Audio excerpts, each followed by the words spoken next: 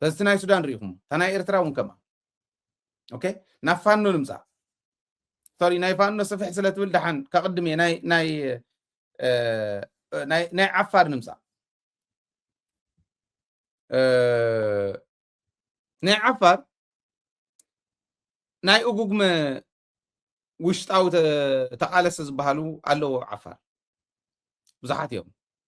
عفار أتينا إنا نفلطو داويد مستم كابيني انت يترى سرحنا إنا نفلط حزون نسرحنا مستم تقالس نسرحنا ناي أقوم تقالس له نزيهم كقدعو بمن أتيهم مظلم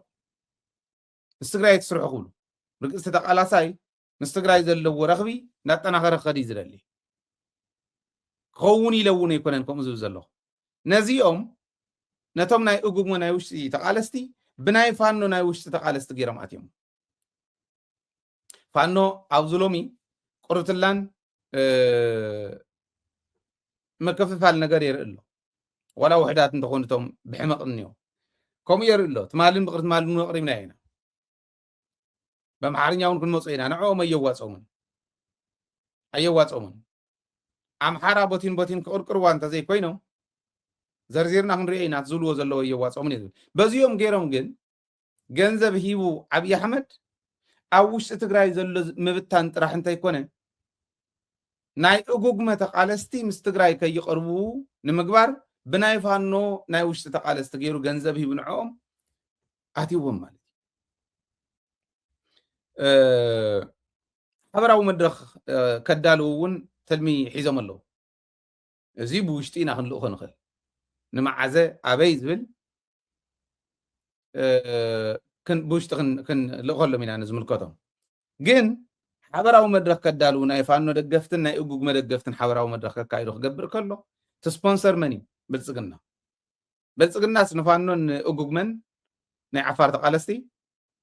سبونسر قبرهم كله لكم حساب لت ناي تقرأ كاو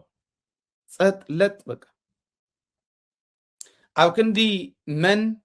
نعم نتوتر انتليجنس ولا ناي تقرأ وتدروا انتليجنس تاي يقول له باجت دقاف تمكرز اللوم سبات انتهي يقول لكم توحيلهم كعتو خل الله آتيهم نزيهم فنصيهم آتيهم ووشت آتيهم تقول داي فليتهم كمي قرنا نتقوم اللي نوعلنا ناي بوليتيكا انتليجنس ونكم ناي بوليس انتليجنس ونكم حفر ما مولو بمولو كاب تقراي وصع دقاف يقولون مولو بمولو كاب تقراي وصع دقاف يبلين لخ أمن مقبارك عليه بعض نعين دهوني مالك جاهر أخو مسلو انديسب قرر أخو مسلو كتوم محوراو ميديا زنيو عوداتنا محوراو ميديا قوستاتنا محوراو ميديا كاليوم زقورون نحنا أجاني قلنا زل تعد غمي قرنا نستاقروي عفر أتينا كبمولآ أتينا يكونين دادويت استيات مثل مرداء تخو عفار نس انت تواهيلو بلوناندو عفار هزو عفار بعلي زون نونز ميديا زي هزو عفار وانو ينز ميديا زي مرداء تهالي عفار كابد دادويت قدمو من خالي ميديا يون عفار نحنا ون وكلنا قميتنا وكلتنا قميتنا هنا نسرح بدنبي عوش طفت كابيني ازو زلو سيلو فتهزو ترح غي مسلكو نهزو عفار سنة لبونا نفلتين أبلا عدد إنه بوليتيكان مرح لنا زولو نعفهم نخبدهم جبوهم نخملو هاي قبرهم زلون فلتينا اتهزب جن مسز بتقرأيه زي أنا مسرح وتدرى إنتليجنس تأمر صرح له بتاعكوي عفار قد محزي مدقافي أبكن مدقاف جن زولو هلايات النيو بك قروينا النيو وين السقاوين إحنا خلنا برأينا زول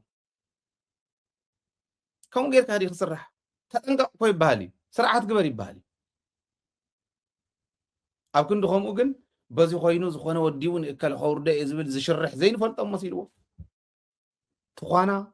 قرديدا كونش أخلن زين بلع على زبلا هستقراي زباخنا زلوا أخلن نفلتنينا سرعات محازي صبو نعدها مكلاسي صبو حتى هم يتعمس لكم نهزبها مكلاسي صبو ولا يهلغا جنزب نسخ كونك هتقالس كلها نهايلنا بزت أو قوة أني قوم ليني اتقعيد زخدون سر دبيت سر هايلي توش تزنيون ካብ ህዝቢ ከመይ ገርና ንንፅሎ ዝብል ለይትን ቀትር ንሰርሕ ህዝቢ ከዓ ፀረ ደደቢት ክዛረብ ከሎ ወዲያው ንኣብነት ኣብ ዓድዋ ኣብዛ ኣብ ሓንቲ እንዳቡና እንዳልያ እንዳቡና ትበሃልስ ዓወት ዝበሃል ሓደ ክርኮሎ ዓወት ዝበሃል ናይ ፋይናንስ ናይ ዓድዋ ኣብኣ ከይዱስ እንደደቢት እዩ ዝሓሚ ውድብና እኮ ይትደልየን እዩ እታ ውድብስ ንሃይለ ርሒቃቶ ንዕኡ ቀሪባቶ ውድብና ኣይትደልየን እኮ ዚቃ ኮዚ ክፈርጃቶ እኮ እያ ደደቢት እኮ ይስማዕን ይብል ህዝቢ ትግራይ ኣብኣ ሒዙ ናብ ደደቢት ኣብኣ ዝሰምዑ ናብ ደደቢት ክብሪ ሃበን ተረደታት እውን ክብሪ ሃቦም ተመቦታት እውን ከምዚ የምፅዎ ብዝኾነ ንህዝብካ ምቅላስ ዝፅቡቅ ግዲ የብልኩም ሕዚ ሕወሓት እንታይ ትግበር ትግራይ እንታይ ትግበር እዩ ዓፋር ድማ እንተይ ሰራሕኻ ብዙሕ እንተይ ከድካ ከምቲ ካሊእ ዝለፍዖ እንተይ ለፍዕኻ ናትካ ወገንካ ክትገብሮ ትኽእል ህዝቢ ህዝቢ ዓፋርን ህዝቢ ትግራይን ተጎራሪሶም ዝኸዱ ተደጋጊፎም ዝኸዱ እዮም እዚ ቀሊል ሞኪርናዮ ኢና ንፈልጦ ክብለኩም ኣለኹ ኣነ ካብ ትግራይ ኢንፎርሜሽን ምውፃእን ካብ ዓፋር ኢንፎርሜሽን ምውፃእን ኣብ ዓፋር ዘለና እምነትን ኣብ ትግራይ ዘለና እምነትን ብዝተፈላለየ ርእየሉ ይፈልጥ ስለዚ ክትሰርሑ ይግባእ ዓፋርን ትግራይን ምፍላይ ይከኣልን ኢሉ ህዝቢ ዓፋር ክሓስብ ምግባር ፅቡቅ እዩ ንሱ እዩ ክንሓስቦ ዘለና ዝብል እምነት ኣለን እዚ ጥራሕ ኣይኮነን ኣብ ኣምሓራ እውን ኣትዮም ህዝቢ ኣምሓራ ፀረ ትግራይ ክዳሉ ይገብሩ ኣለዉ ንኣብነት ንፍሉይ ወታደራዊ ልኡኽ ተዳለዉ ኢሎም ፍሉይ ወታደራዊ ልኡኽ ብርግፅ ነቲ ህዝቢ ጥራሕ ኣይኮነን ነቲ ኣድማ ብተናን ካሊእን ጥራሕ ኣይኮነን መከላከያ እንታይ ይገብሩ ኣለዉ በበይእቱ በበየውፁ ኣለዉ ክነግረኩም ቅድሚ ናይ ፋኖ ምርኣይና ንኣብነት ኣብ ሰሜን ወሎ ኣብ ሰሜን ጎንደር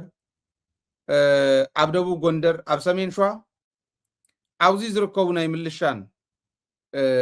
ካብ ምልሻ ወፃኢ ዘለዉ ናይ ኣድማ ብተና ገለመለ ኣደረጃጀት ወዳድባ ዝበሃሉ እዚኣቶም ኣብ ሓደ መዋቅር ክኣትዉ ካብ ሰነ 8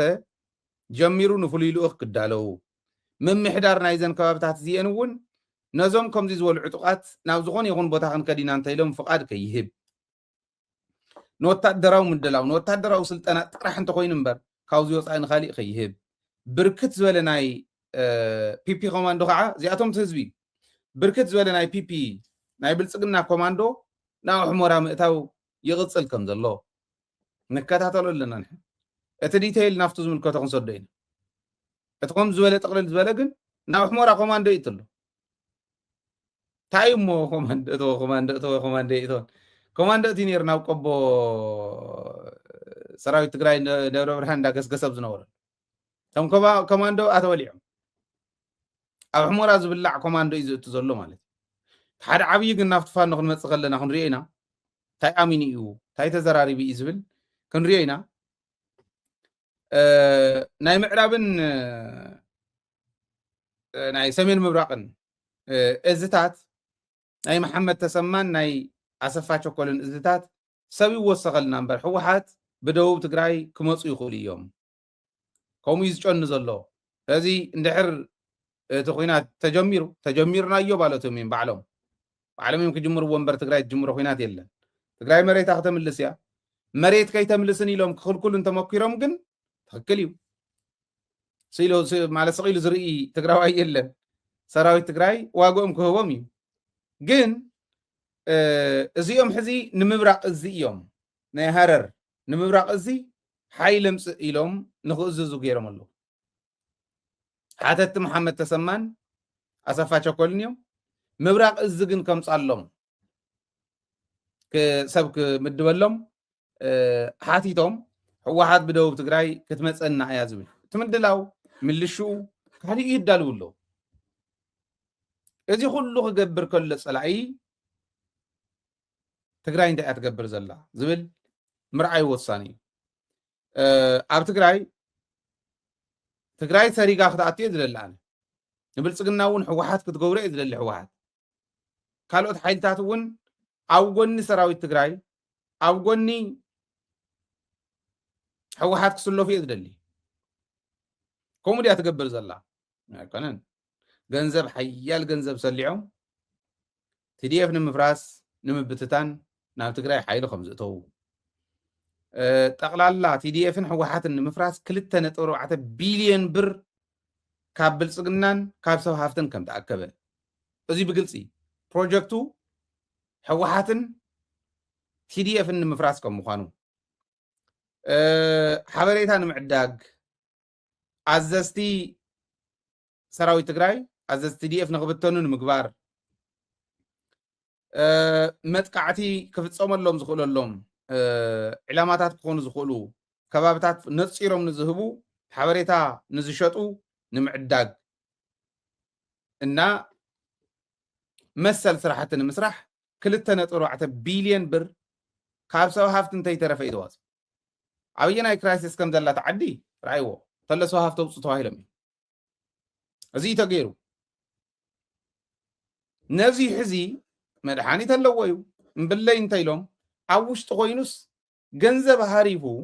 ህዝቡ ከድብድብ ዓዱ ከድብድብ ዝርከብ ሰብ እንተሃሊ ምሕረት ኣልባ ስጉምቲ ምውሳድ እዩ ከምኡ ኢለ ቀዳማይስ ሃይለ እውን ምጭካን ጀሚርካ ከምቶም ሓሳዳት ከምቶም በላዕቲ ሰብ ገለመለ ይብሉ ዓዱ ክሸይጥ ዘይሓፈረስ ኣብቲ ዓዱ ዝሸይጥ ዝውሰድ ስጉምቲ ይሕዚንኩም ዓዱ ዝሸይጥ እንተሃሊማ ኣብ ኣደባባይ ኣብ መቐለ ኣብ ሮማናት ክስቀል ክኽእል ኣሎ ዓዱ ዝሸይጥ እንተኮይኑ ኣብ ኣደባባይ ሓየሎ መብሽረ ክስቀል ክኽእል ኣሎ ኣብ ማእኸል ከተማ ክስቀል ሕቂቕ ኢሉ ክስቀል ክኽእል ኣሎ ዓዱ ዝሸይጥ እንተኮይኑ ኦፒ ኮይኑ ከምቲ ዝተረኸቡ ተረኺቦም እንዲዮም ሓድሽ እኮ ይኮነን ህዝብና እኮ ምስኪን ዘይፈልጦ እምበር ኣብቲ ሕሉፍ 8 ወርሒ 2 ሬድዮ ሒዞም ኣዘዝቲ ዓበይቲ ኣዘዝቲ ኣይኮኑን ብርግፅ ምርሑ ተባሂሎም ዝተቐመጡ ግን 2 ሬድዮ ሒዞም ሓደ ናይ ፒፒ ሓደ ናህና ሒዞም ተረኸቡ ዶ ይነበሩን እዮም መን ከታልሎ እዚ ሒዞም ተረኺቦም እዮም ሉክ ኣሪአኩም ነይረ ትራያንግል ሰሪሖም ኣብዛ ማእከል እዚኣ ዘሎ ክውቃዕ ምእንታን ኣብዚኣ ዘሎ 2 ሬድዮ ዝሓዘ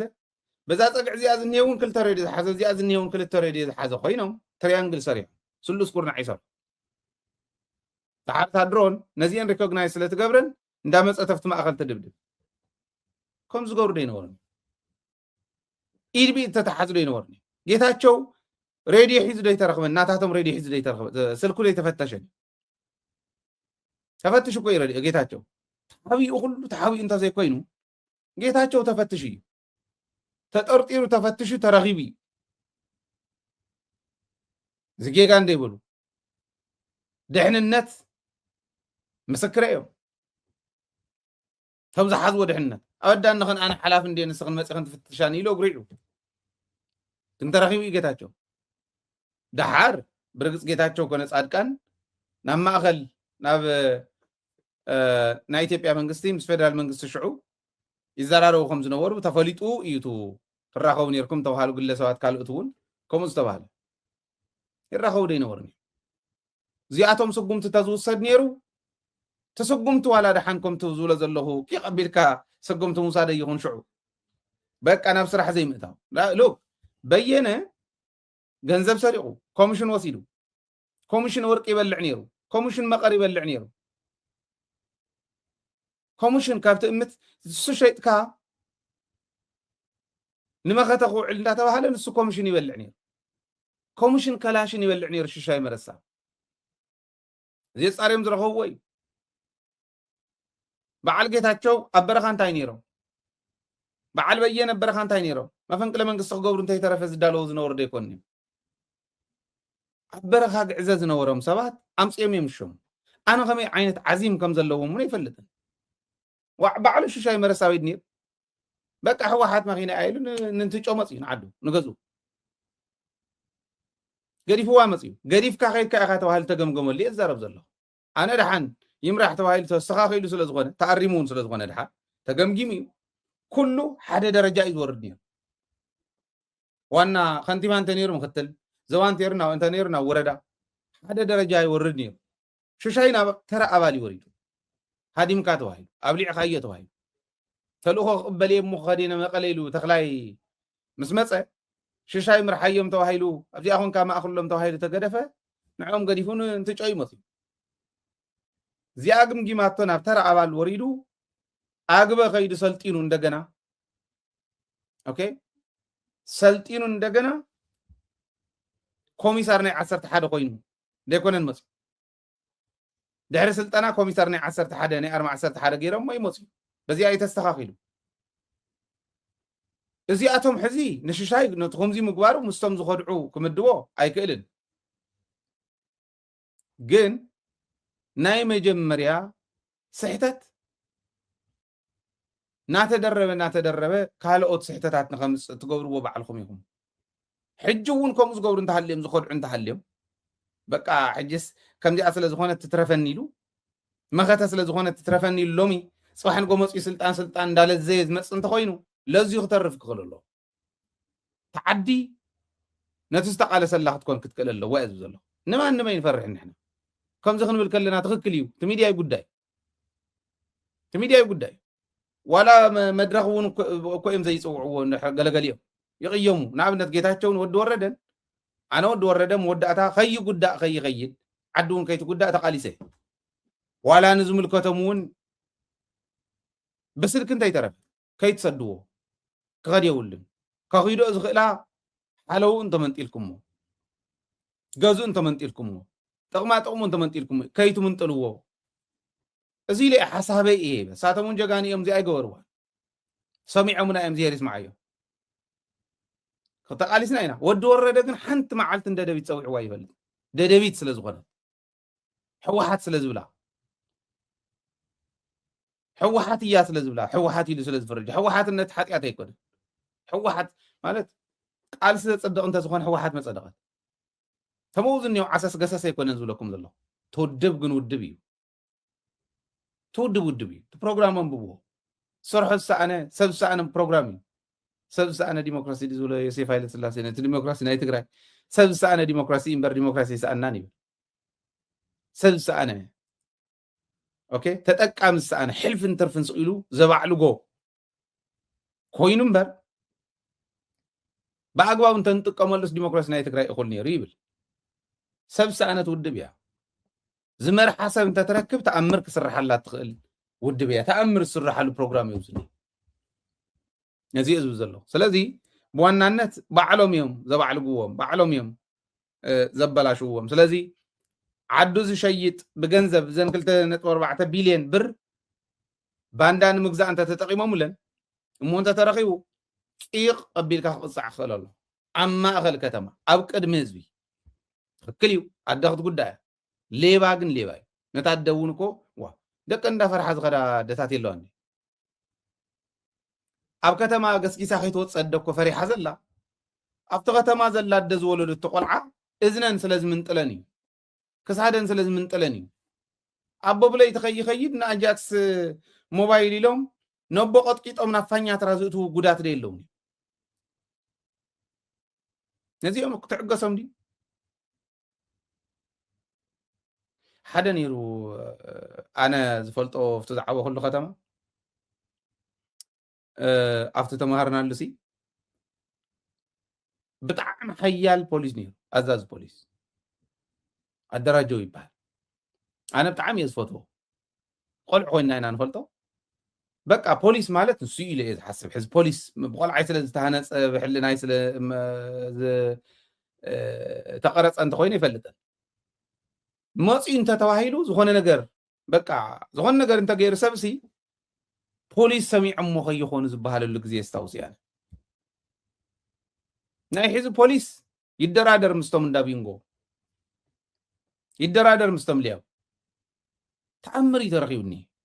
እንተሎት ፖሊስ እዩ ከምኡ ዓይነት ቅፅዓት ክቕፃዕ ዘለዎ እንድሕር ከምኣ ተረኺቡ ሓደ ግዜ ኣብቲ ሓደ ቦታ ዝሰረቀ ወረዳ መሓዳሪ ወይ ፖሊስ ናብቲ ሓደ ቦታ እንዳቀየርካ ህዝቢ እንዳድመኻ ምንባር ጠጠው ክብል ክኽእል ኣለዎ ንምባል እየ ቂቕ ኣቢልኩም ቅፅዕዎም ዝብል ዘለኹ ይግብኦም እውን ስለ ዝኾነ